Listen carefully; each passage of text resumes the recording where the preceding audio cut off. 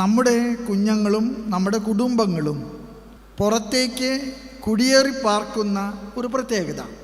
പണ്ടും നമ്മുടെ ജനങ്ങളെ സംബന്ധിച്ച് കുടിയേറ്റം ഒരു കൗതുകമായിരുന്നു.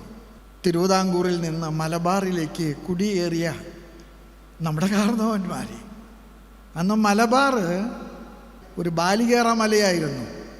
ഇന്ന് മലബാറിൽ നമുക്ക് തലശ്ശേരിയുണ്ട്, താമരശ്ശേരിയുണ്ട്, മാനന്തവാടിയുണ്ട്, ഭദ്രാവതിയുണ്ട്, ഇപ്പോൾ മാണ്ഡ്യം കൂടിയായി.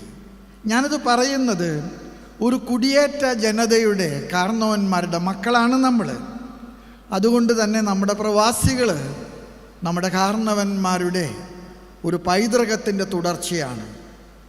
ഗൾഫിൽ ഞാൻ പറഞ്ഞു 5 ലക്ഷത്തോളം വരുന്ന ജനങ്ങളുണ്ട്, സൗത്ത് ആഫ്രിക്കയിലുണ്ട്.